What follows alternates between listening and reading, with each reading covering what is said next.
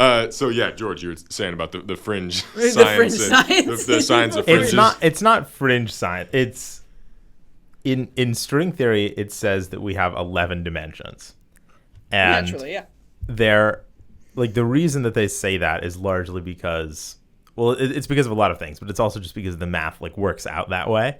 But if that is true, and if we would say that like there is some kind of paranormal or supernatural energy that gets released when we die, I find it difficult to believe that we would perceive it in a way where like we would be able to like see that, or we'd be able to like do that. So maybe there is and some people might say, hey, that's just like somebody, like the way that like their weird things happen is another dimension. That's why it's like a little bit strange. But we wouldn't even, I find it difficult to believe we would even perceive these other dimensions at all. It's like, how could we see a fourth dimension? How could we see like a 10th dimension? Right. There would be no way for us to like even imagine that, or like understand how that would interact with us. So I can't believe he's saying all this when the evidence is right here on my hat. Yeah, honestly. Yeah. I didn't put my ghost hat on for nothing today, George.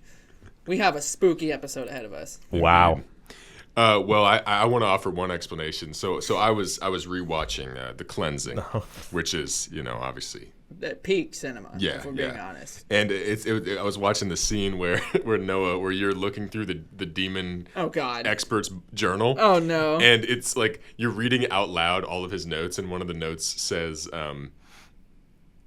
it's like, the demons exist on another plane of reality, another vibrational frequency. And then I just drew 2 rectangles.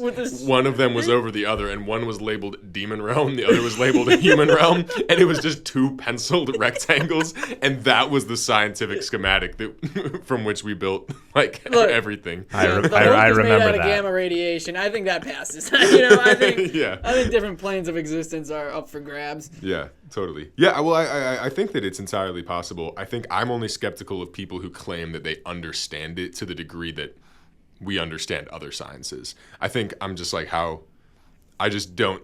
I totally believe a spiritual experience could happen to anyone, right. But I just, people who are like, oh yeah, well, there's a ghost in my uncle's attic. I'm like, I just don't think you know that for sure. Like, you know what I mean? But he told me his name was Jerry. He said it through the walls. Yeah, well, your uncle might just have a hostage. It's either that or a squatter. I like how you immediately went to kidnapping and not someone managed to get in the house without you knowing. I guess that's also feasible. For movies, music, books, and more, join Keilan, Noah, and George, your ultimate entertainment hub. Welcome to the Everything Club. Well, boys. Yeah, who's introing this? I'll take it in. So this is our. First of all, this is our 10th episode. So happy anniversary. Happy anniversary, I guess. Fellas. Yeah. Decennial. And what an episode to have our 10th episode to be, because it's our Halloween. Indeed. Halloween season, spooky season. The Halloween is happening right now. The Halloween is upon us. At time of recording, it's next week. But by time of release, it might be yesterday. But yeah. Listeners, you guys are in for a treat today. We are going to be giving a bit of filmmaker's commentary on the series of horror films that we produced in high school, roughly from, I want to say, 2016 to 2018, in that range of time. Yeah, is that I accurate? think so. Yeah. Yeah. This was our sort of debut of making movies together as a trio. That's what I was thinking too. Yeah. Yeah, and so these have, I mean, the views on my channel for these videos are in the tens, right? So that was a big deal for us, though. So I don't expect everyone to know every minute reference that we bring up today. I mean, mega popularity, similar to the Eras tour, one would say. Why did you look at me like that when you said that? Well, we know why. I'm a closeted Swiftie. And that would be true. Indeed. So we're just going to be given a bit of insight into these films. So we're going over The Cleansing, The Ravaging, and Blight. These were originally released in each one was a series of 5 shorts, which were later compiled. So now it's sort of a trilogy. Each one is about 50 minutes in runtime. You can check it out on my YouTube, Keilan the Storyteller, or on Keilan.com. Or you could not, and that's okay too. But we are going to be... The fuck it is. Go watch it. No, of course. You should watch it, but also watch other stuff we've done. Whoa, hold on. The Cleansing full movie has 1,000 views? Oh, nice. I don't know when that happened. What? I believe we were misled, listener. Similar to you just now. What? I think that's similar to The Art of Murder. That's a situation where there's probably another movie called The Cleansing, you know, I feel like there's a big difference. Yeah, people were they saw the thumbnail and they would be confused. Yeah. The thumbnail is shatteredglass.png with our pictures in between the breakage. That's crazy. So yeah, we're foregoing our usual structure here today, listener. But let's do a quick round of introductions, just so you know. I am Keilan Luke Morrissey. I am a writer, filmmaker. I am the one who looped these boys into making these films with me quite a few years ago, and into quite a few films since then. And I'm quite excited to be diving into some of our humble beginnings here today. Hi, listener. My name is George Mitriv. I die in almost every one of the films. So that is where that trend started. Yeah, we all die in these numerous times. George died more than we did. That is true. Keilan, I did my fair share of dying. All right, I did more than my fair share, I would say. And yeah, I'm really excited to also be talking about this from a filmmaker's perspective. Specifically to find out why I was killed so many times. Maybe today that will be answered. Yes. Well, probably not. I would hope. All right, and I am Noah Boink. I am an average spook enthusiast and an overall enjoyer of fun, and I'm average spook enthusiast. Overall enjoyer of fun. This is your best intro ever. I know. Overall enjoyer of fun is wild. That's my new bio. That's my new. Don't steal that from me. I spent all day on it. Overall enjoyer of fun. Noah has 32 different bios crossed out. That's what he landed on. But yeah, these are definitely things that happened in my life, and we're gonna talk about them. Yeah. Indeed, and listener, I do hope that you at the very least garner some insights into, if not what was done expertly in these films, into lessons we learned from these films that we carried forward. Hopefully, we can get some of that out of these. Shall we start with The Cleansing? I feel like you were alluding to something there, and I just don't know what. Oh no, there was no reference. I was okay. just saying.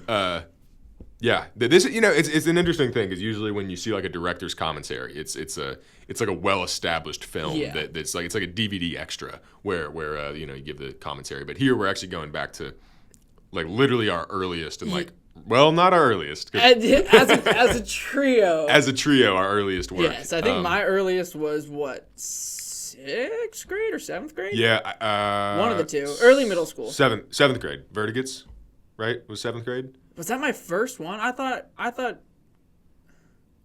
because I know what you're talking about. Yeah. I dare not repeat it. I won't out you like that. But I thought that came after my Guy Gardner. No, that was before. Damn. That was before. That was my first role. That was your first one. Oh, yeah. Shit. Listener, I won't be specific, but Noah, I did record him playing a certain female comic book character in the hallway briefly in middle school. Oh, no, it was in her room. You gave me the grace of actually going into her room and doing it. Quite a luxury. And then George, we shot stuff in 5th grade and before. Banana I think Banana days. Phone. Banana Phone days, some of the early Batman films. Oh yeah. I Yes, mean, but- Yeah. I still remember when you downloaded that one special effects app on your phone, and you on thought your iPhone 6. you thought that those effects were so good. We manipulated the story to use them, to use every single effect on the app. You're talking about listener. This isn't even, I don't think, available anywhere. We did Weird Video 1 and Weird Video 2, and literally the premise of it was just us just using effects that I had just learned how to use, and it's so absurd. It's so absurd. Weird Video 1 and 2. Yeah, that That very might creatively titled too. That might be my earliest filmaking memory. I don't think so. I don't know if I've seen those. That can change. It shouldn't though. What? Wait, why would we change that? No, but the cleansing universe is the first. I want to say like the first fully established universe that you had, like fully Aside from the DC fan films, right, yeah, but yeah. like your own universe Its that own you thing. created. Yeah, So totally. that was an exciting time. That we created, honey. That I we didn't come created. into the third movie of every single one.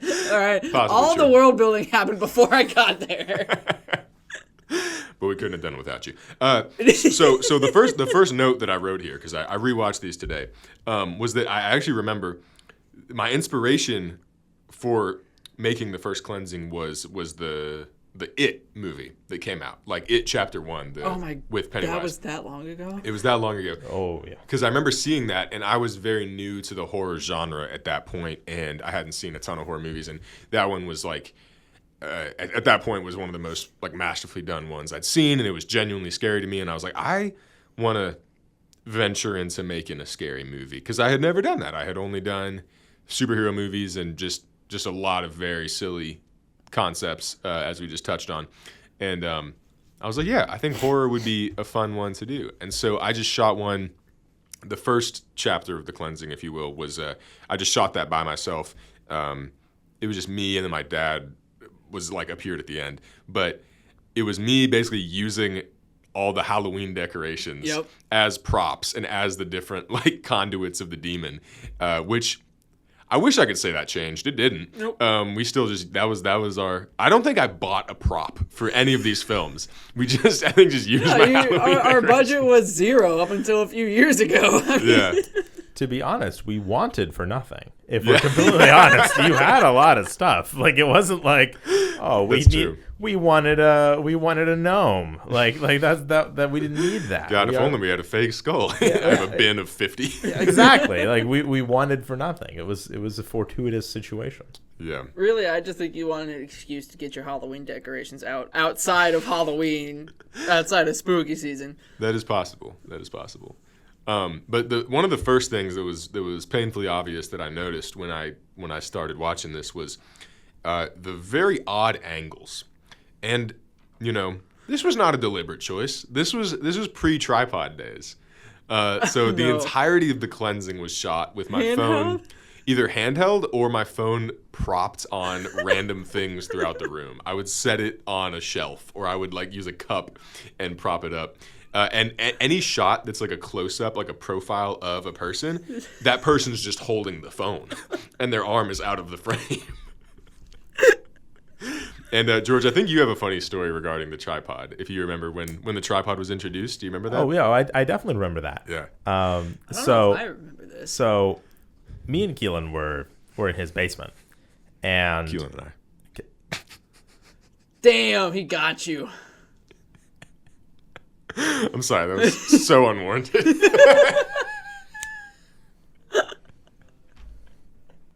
I'm so happy we're doing this episode. I know, me too.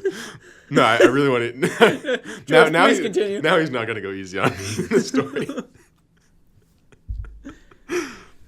So Keelan and I being a non non-English native speaker, by the way. Keelan bullies me about this all the time. Actually. Oh, sure. Okay. Yeah, Okay. he's All right. prejudiced against me because of this. Right. We were sitting in the basement of his house, where when coincidentally I happened to look left and noticed that there was a tripod on the floor. And I said, "Hey Keelan, is that a tripod? And he said, oh, yeah, I guess. And then turned his attention back to the television. I then said, why don't we use that? And Keilan said, it doesn't really work. I said, oh, really? He said, yeah. So I then reached over and grabbed the tripod, which had been sitting there for a number of years. It was dusty. It was dusty. And I literally just extended the tripod. It worked exactly as one would think. And that became our tripod for the next few years. Yeah. Yeah. So, hold on. You had that tripod sitting in your basement by your couch Yes. Yeah. for years. Yeah. The one that we shot the remainder of our several dozen horror films, and then like Joker and Two-Face, Penguin, all of our Batman villain films. Yeah. Even The Art of Murder was shot on this tripod that George unearthed in my basement. And let's not forget Endring. Endring was probably shot on that tripod. It was. Listener, I didn't unearth anything. It was in plain view. It wasn't hiding. It wasn't underneath an object.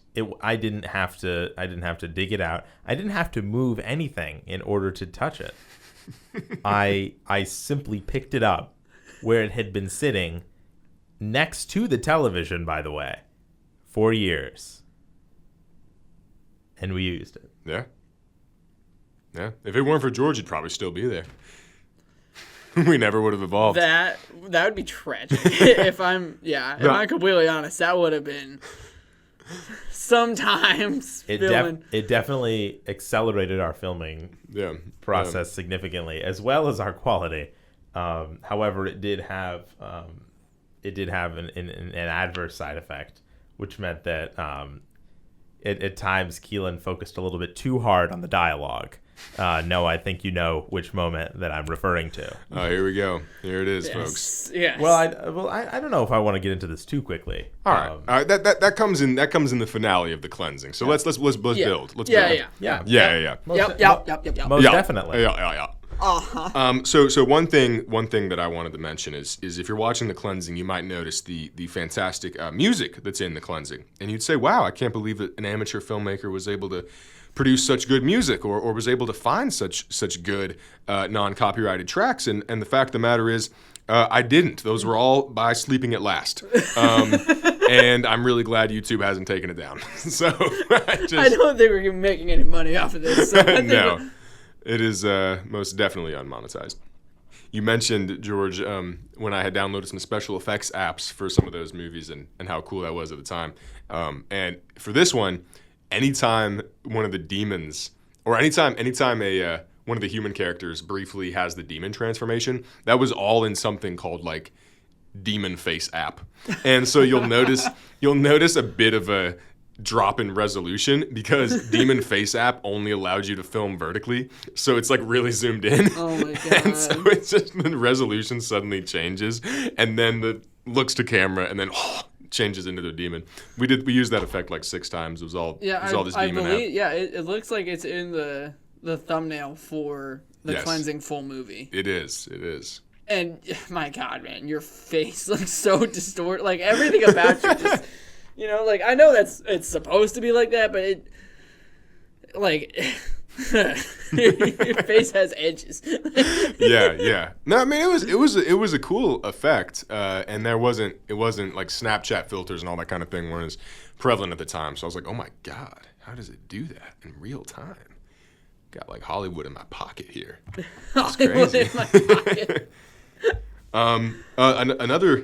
Another funny little tidbit for you guys is in George's first appearance, he just waltzes in and refers to me by name. And at that point, I hadn't given my character a name.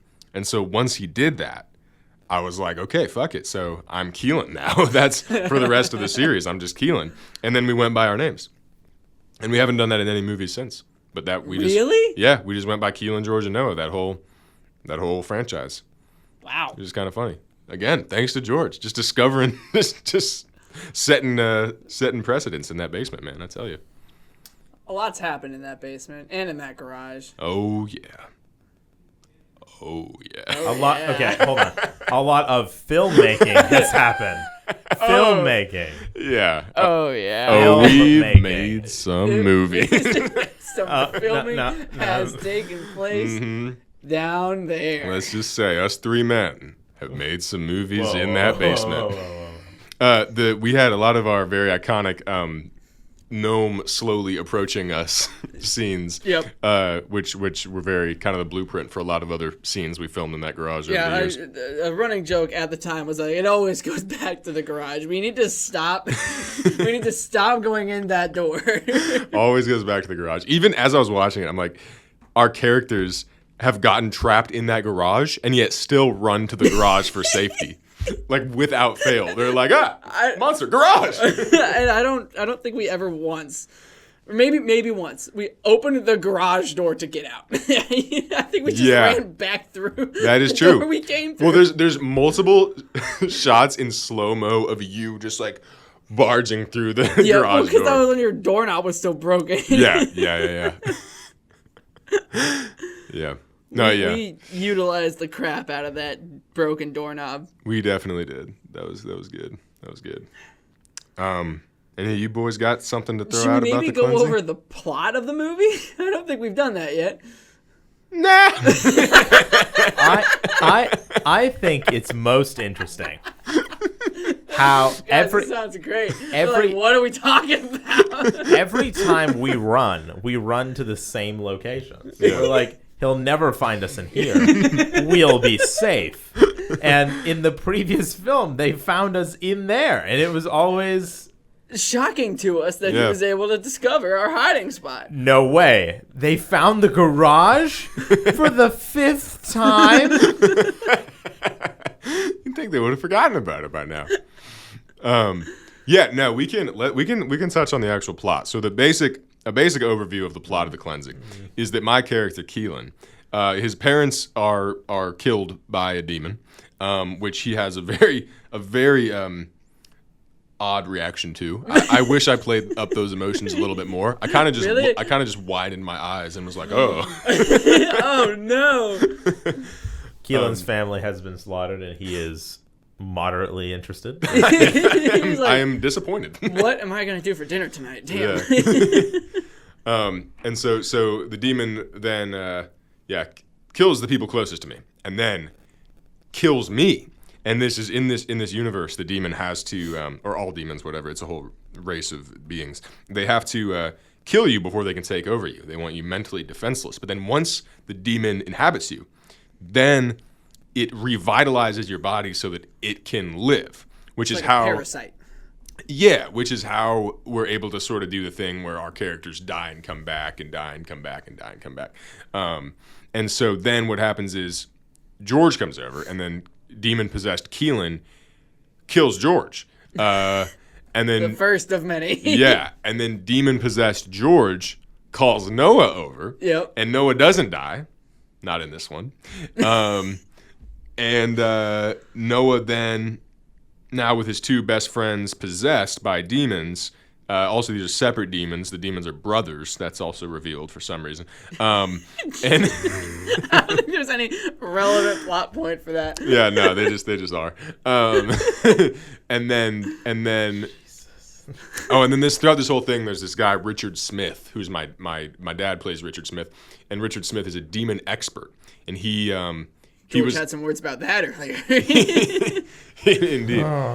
He was the last victim of one of these demons. So Noah gets in contact with Richard Smith's daughter, who is played by my cousin Ellie.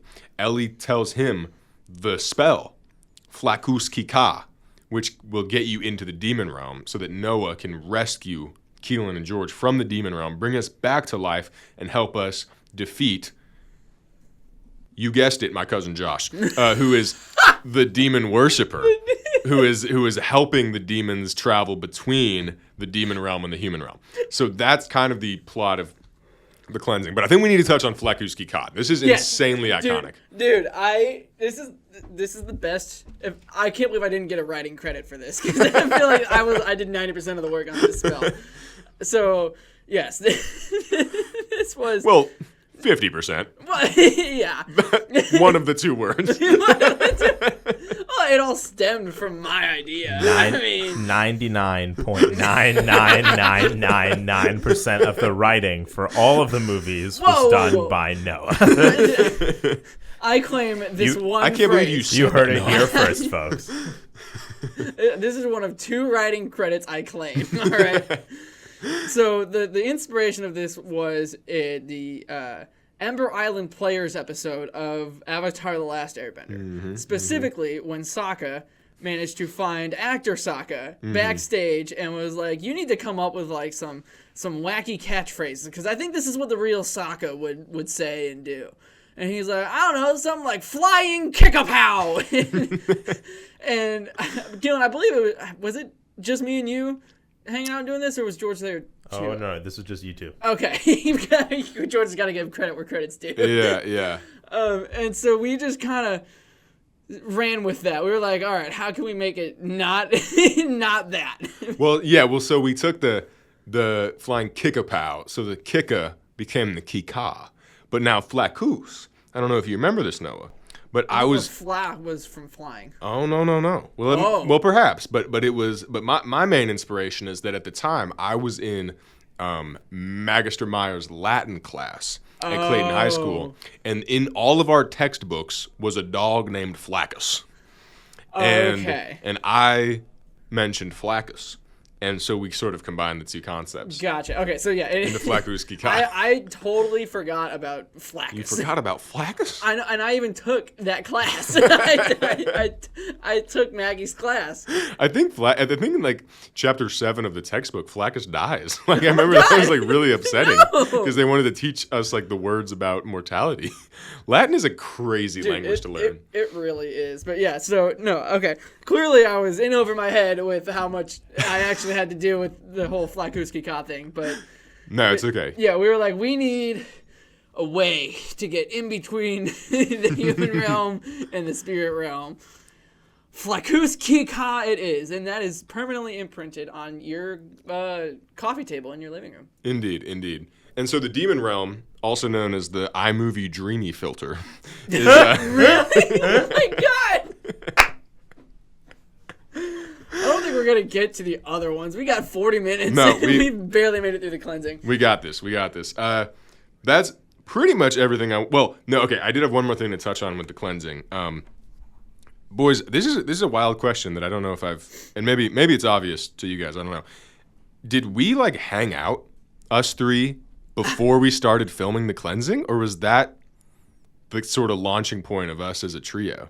Because I was watching it, and it was the scene where Noah comes over, and George is like, "Oh yeah, man, Keilan's in the basement just hanging," and Noah's like, "What's up, dog? Let's go hang because we're all friends." And I'm like, he didn't sell that. I'm like, I don't think we were actually a thing at that point. This might be a good time to bring up the dialogue. Oh, what's it? You know, here's the thing that George. I believe this is. We might have been hanging out beforehand, but I think this is where George and I really bonded. I think so. Because I looked and I didn't have any pictures of all three of us in my phone before we filmed this.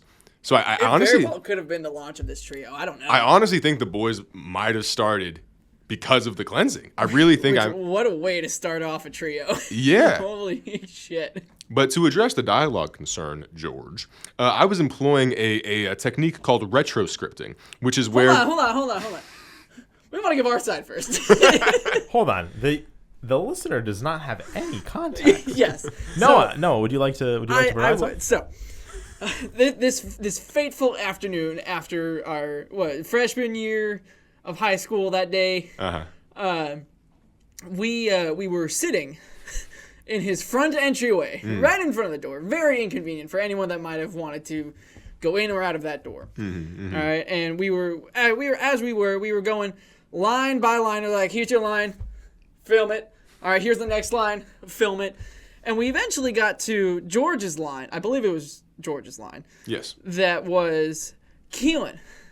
Hold on, wait. There needs to be more context. Oh, okay, yeah. So this was right before Keilan was about to go fight the big bad. Yes. The big bad. Josh had made a resurgence. Yes. The demon large boss fight incoming. Yes. Incredibly important fight with one of the most powerful beings that we had ever encountered, both literally and metaphorically. This was a big deal. Yes. And Noah, what was that line? okay, to give just a little bit more context, all right, to give just a little bit of credit to Keilan, all right, he did have the power of the Force, all right, he did have the power to manipulate inanimate objects or animate objects. Indeed. However, the line was, Keilan, do not bring any weapons to this fight. All right, now I can see the reasoning. Yeah. I can. But it's just the way it was presented was just so deadpan and monotone that it was. We were just like, this doesn't make any goddamn sense. The director's delivery was also interesting, Noah, because I recall this moment quite vividly. Keilan leaned in because he used to print out the scripts on paper, and we would cross out the lines using a Sharpie or a brush pen. Hold on. I gotta stop you there. There was no printed script for this. I don't remember the printed script. Was this before print? Was this on the phone? I think this was on the phone. This was on the phone. Well, this is okay. Let me briefly interject. Because I had like 3 more words to say. I employed a technique called retroscripting, which is where there is no script. That was what I was going to say. You had things written down on the Google Doc. I did. I had my notes app. The notes app. I had in my notes app the didn't general. have enough money for Google Docs. I had the general flow of events. The general flow of events and the general gist of each line. There was no like concrete anything. Most of the time I was like, you're running from the demon, you're scared, say what you think you would say. That was the general. That was how that worked. I don't know if that ever came across to us though. You were just like, all right, also say this. You're telling me that you ad-libbed that line? Well, I don't recall if that one was written or if that was just the essence of what I wanted you to say. But regardless, I didn't have a printed script. Is what I'm listener. Either way, it's bad, and I think they're actually bad in different ways. Because if this line was scripted, then oh no. But also, if this line was conceived and uttered on the spot, then. I mean, oh geez, like that's just crazy. It's safe to say that our dialogue and Keilan, your script writing has come a long way. I appreciate that. Since that, I would like to think so. But that still might have been a low point. Yeah. in the cleansing. Yeah. And I believe you can hear the entire banter. Indeed. Where George and I were ganging up on Keilan about this for about 5 straight minutes about how this line doesn't really make much sense. Didn't make any sense. Not even a little bit. Well, it made a little bit of sense. Fine, Keilan. It made 0.01% sense. But okay, let me ask you this. Yes. Would you bring a weapon, a genuine powerful piece of artillery, to someone who had the power to take control of it and just redirect it at you? Keilan. Here's the thing. The concept of the line makes sense. Indeed. It was the line itself. I'm arguing for the concept. I'm arguing for the vision. I would also argue against the concept of the line. Because in that, like, you would just die, like either way. But like one way, at least you're walking in with something. Like the idea that the idea that if you walk in with a plan, they could turn the plan against you. So we'll just fisticuffs against this demon. It was established in another line by Noah that if an animate being, if a living being has little enough fear, then the demon worshiper cannot use his dark magic on them and their physical body, whereas they can manipulate any and all physical objects. So in theory, my character, which actually did happen, my character goes and the magic is ineffective on his body because he has no fear. But if I had a weapon, he could have turned the weapon on me, and my fear wouldn't have saved me from the rounds of artillery. So there is an internal logic here, and I just want that to be acknowledged. As shitty as the line is, I want the internal logic here to be acknowledged. Ladies and gentlemen, this has been a discussion going on for the last 7 years. It literally is. And for the record, listener, I've leaned into the bit as well. I made these guys coasters that have that quote on it. So, I use them. yeah, I've seen them on your desk. Yeah. So yeah, I've said my piece. But Star Wars, they can manipulate weapons and people, and they still don't do that. At least while they're holding on to them. Wait, your point is that people with the Force don't read. Like they go in, like they're fighting other people with the Force, and they still got their lightsabers. True, but that's other people with the Force. So one could argue that it would just be like an infinite stalemate of the lightsaber floating in midair. You know what I mean? Like It's the most incredibly boring battle. It's just, the lightsabers just floating there. directly between them, they just like. Guys, I think we should make a Star Wars movie. I think so. God, yes. All right, moving on to the Ravaging. Luke, bring no lightsaber to this battle. You must. Yeah. No. Okay. But final word on the cleansing. It was a really good time, and overall it was an enjoyable experience. It was very fun for me to watch, and the greatest thing that came out of it for me is just having a time capsule of us at that age. Yeah. Both as just people and as filmmakers and where we were at that stage, and just like seeing the progression. It's just cool to have that as an artifact of our youth. I think it's pretty cool.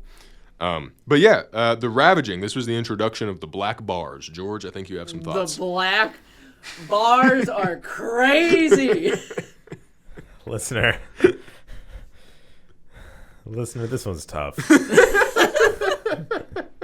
We wanted to get that real movie feel. Keilan, in order to make our movies seem more cinematic, introduced in iMovie black rectangles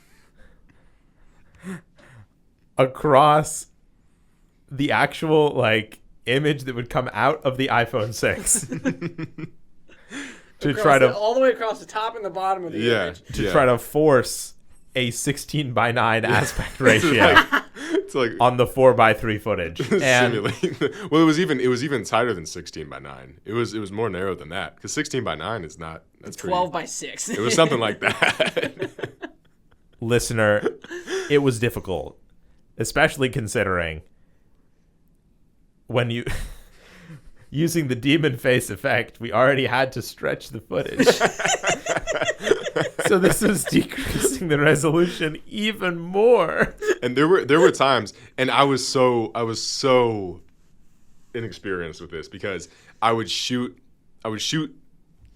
like profile shots of people, and I knew in the back of my mind that I was going to be slapping those black bars on there. But you didn't take that into account. Yeah, but I didn't take it into account when filming. So people's eye line would be right where the top of the black bar is. So I'd have to like zoom in like crazy in post, and there's just some messy looking shots. But the idea was to have the different aspect ratio that I thought looked more cinematic.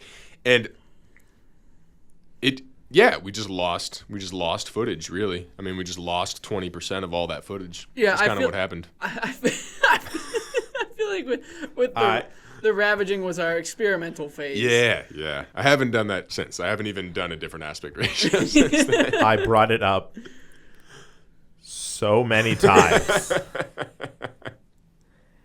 and I was overruled every time. Single time.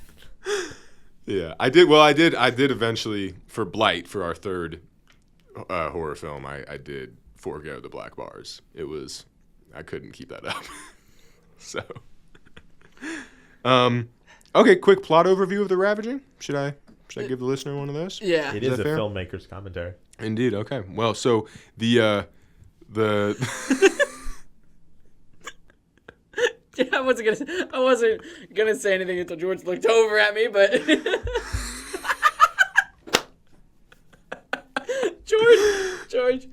George, I love you, man. Whenever you get goofy like this, it just makes my day. George is on fire in here with some physical comedy that I wish you could see, listener. I know. Someone On should this suggest us to podcast. someone should suggest us like recording this on video or something too. No. No. One day. I would like to. Let's we gotta master this audio version first. Well, we're troubleshooting the audio for like an hour before we recorded today, so A lot of that was out of our control, though. True.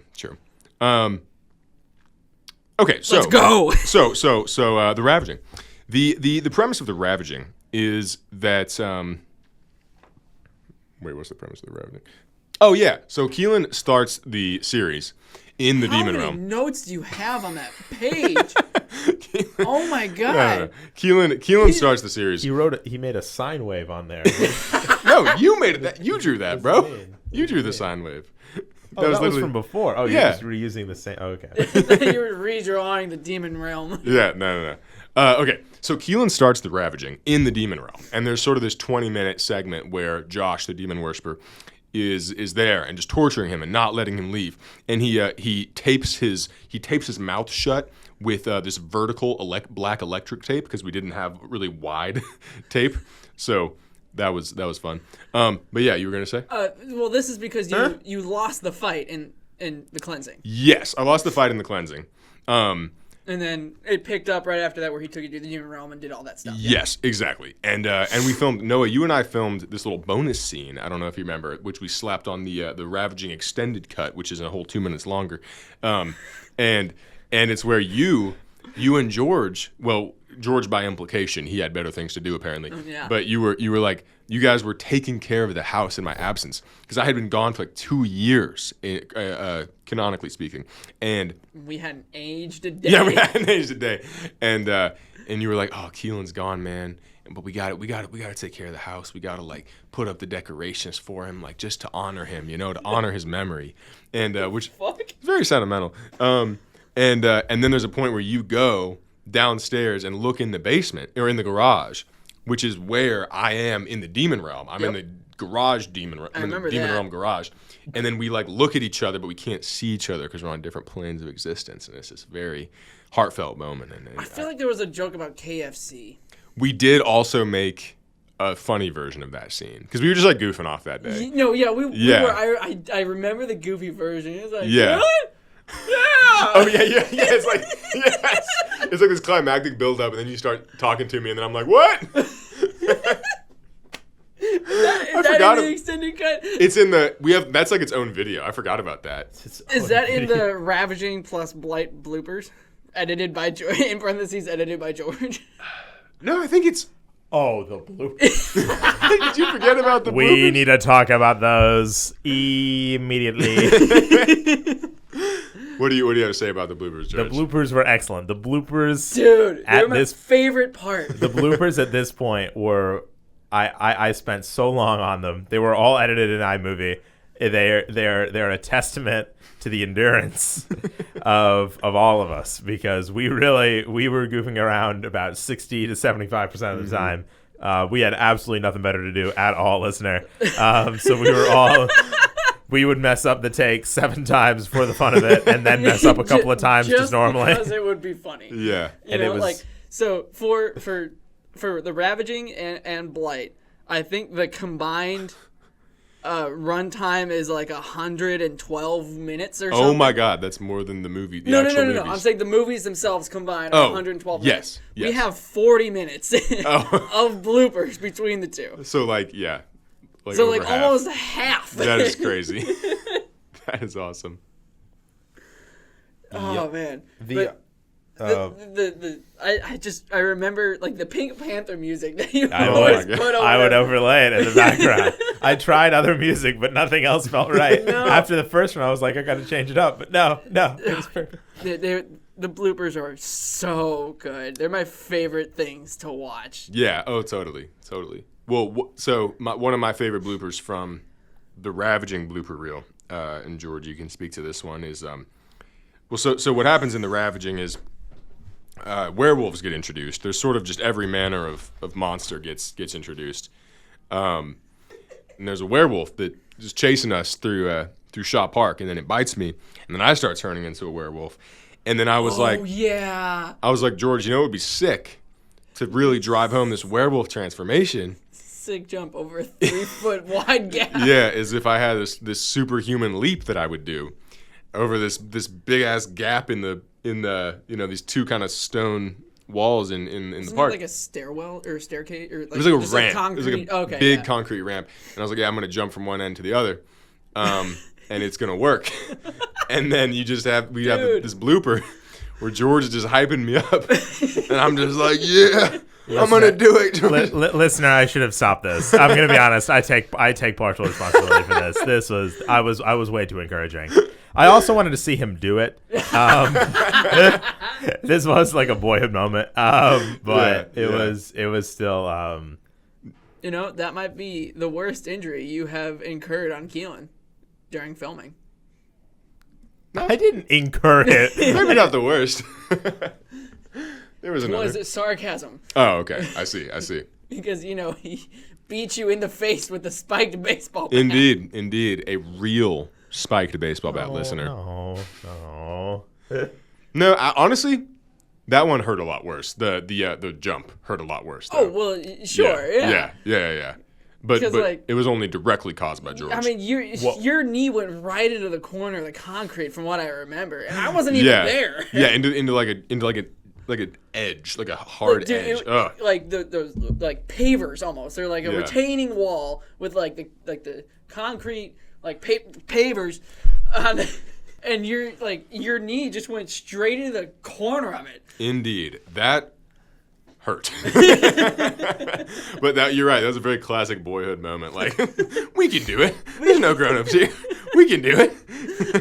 I love that it was to show off the superhuman ability. Yeah. Because I was like, if I can do this, the viewer's gonna be like, "Whoa, he's a werewolf." Turns out even the gap is too wide for a werewolf. Exactly. Yeah. So then, and we're running short on time here, listener. We had some audio issues, some little hiccups before this, so we apologize that you don't get as much content as I know you're seeking from us. But I think George died like twice in that one. George died. No, George didn't die in the Ravaging. You died in the Ravaging. I died at the end. At the end. George read the spell. George read the spell, which killed all of these photoshopped images of my lawn decorations in various world monuments across.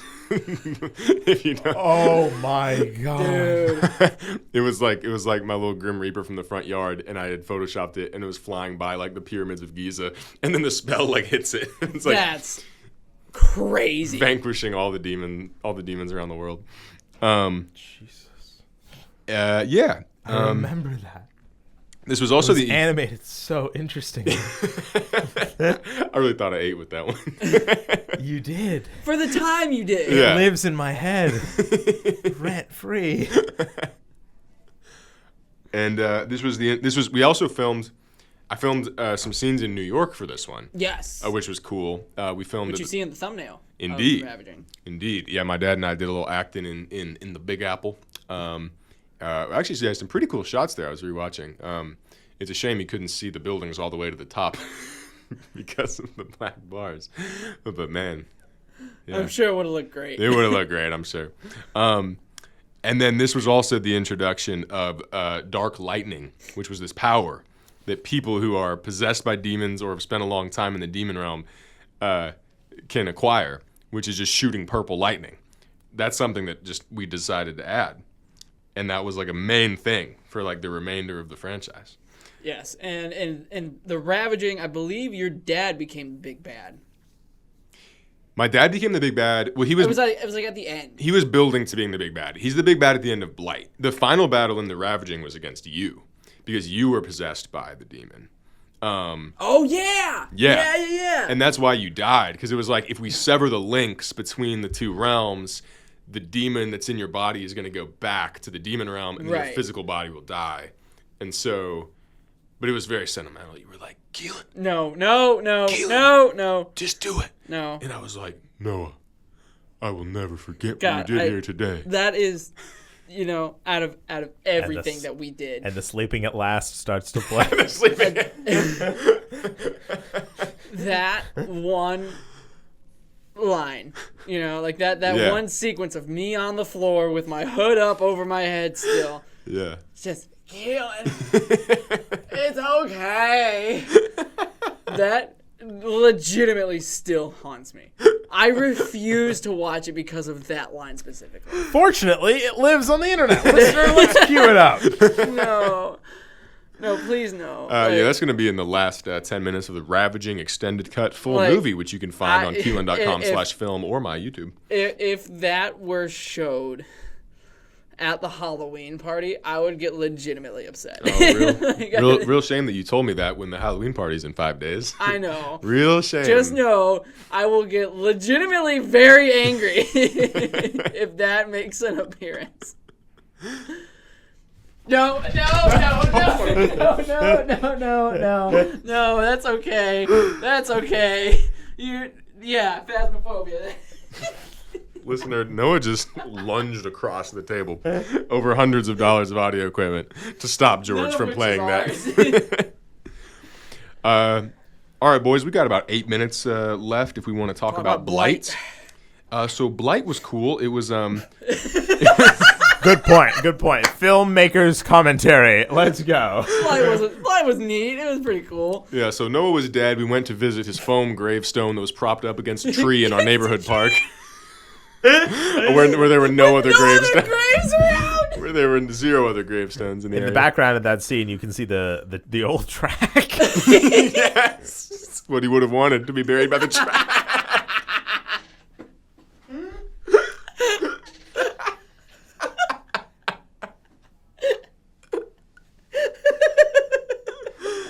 Oh, man. You guys climbed that fence that's right there, too?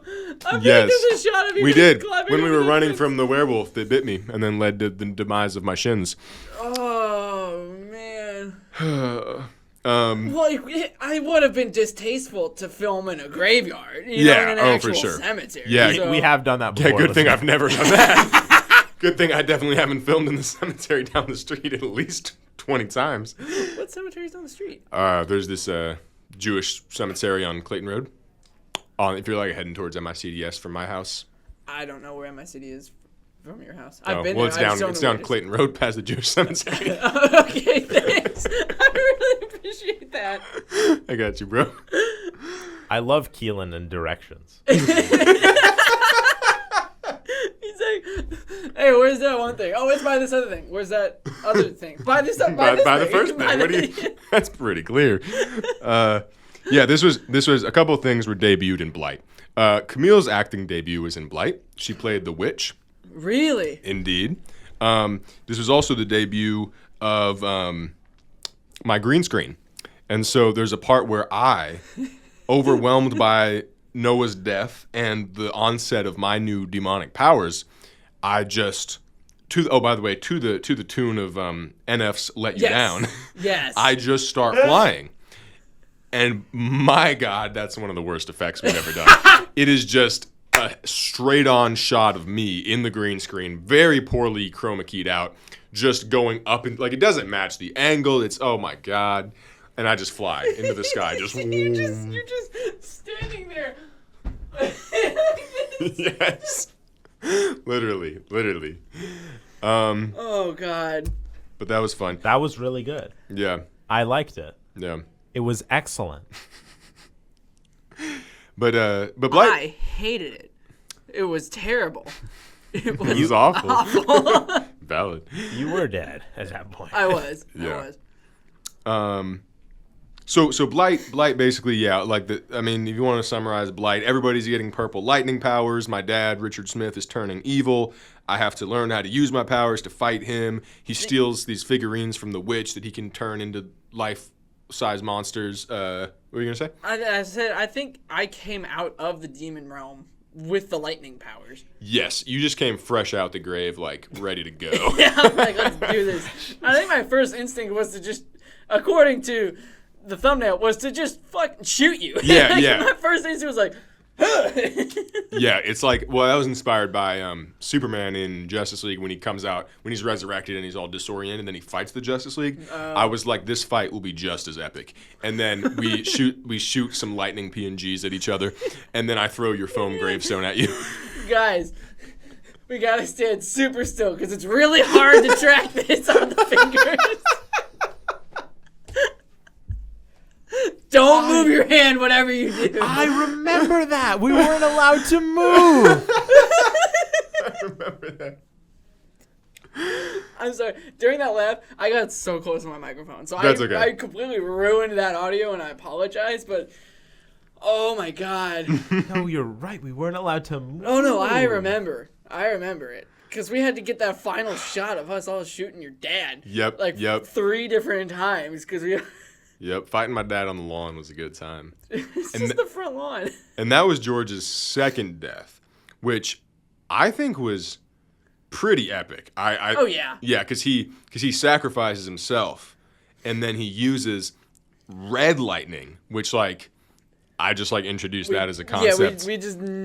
The final scene is never talked about again. I just thought it would have some symbolism of, like I don't know, desperation or... Absolute power. Yeah, yeah. The lightning of love. Lightning. The lightning of love. Love lightning. Why are you shooting love lightning at my dad, bro? Yeah, what? To defeat him. Yeah. You can't help but withstand the power of friendship. Exactly. So then George dies after killing my dad on the lawn. And that was cool. There's a little bit of time travel happened. I think we went so in depth with the cleansing, and then we're like, yeah, some time travel happened in this one. You know, no, I died and came back to life, and we all got lightning powers, and we killed your dad. You know. Yeah, exactly. Camille was there for a second. This one, I will say, the visuals in this one were probably my favorite of the 3 because, like, You just learned more. Yeah, Yeah. You just learned more. Like, it wasn't even like Yeah. They weren't artistic choices. They were just artistic abilities that were being developed. But we also like some of the things because we filmed in Shaw Park, walking through these kind of big, tall grass field things, and those actually created some really nice shots. And then we filmed. You got your love for foliage. It probably is. And then we filmed some in the front yard, George. This was just me and you. I don't know if you remember in Windsor, and it was actively snowing as we filmed. And we got some. That was a pretty cool scene. I enjoyed that one. The iPhone 6 did not like the cold weather. Every half hour. Every 20 minutes, we would have to go in and like rewarm the phone because it would like temperature warning and kill the recording at any given moment. It was crazy. It was an exercise in endurance because we would also be dying because we had to wear the costumes, which meant that we were like. It was snowing, and we were just, like, out there wearing the same T-shirt that I was wearing for the entire series.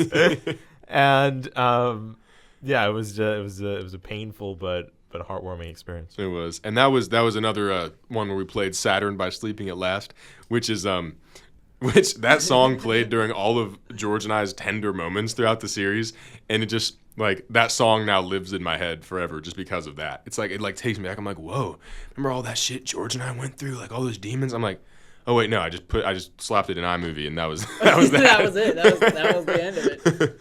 But and this is the last thing I'll say because I know we got to wrap up, but when we filmed The Realm Beyond Realms, which is that short, that chapter in Tales Across the Keilan verse, where it's all of us in the demon realm and we're reminiscing, and it's kind of this sort of epilogue to that whole universe, which I really enjoyed filming that. Oh yeah.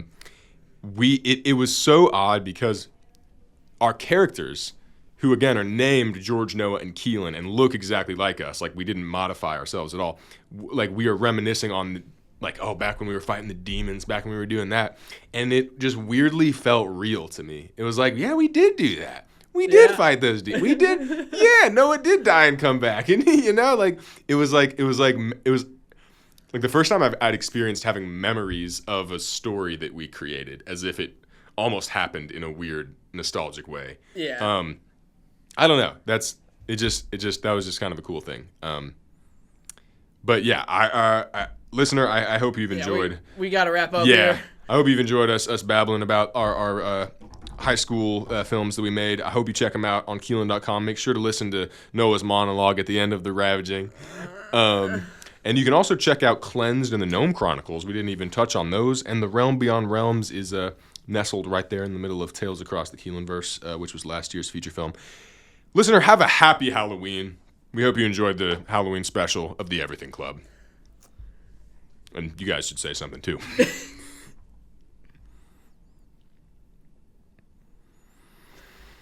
Yes! I hate this part. Spooky.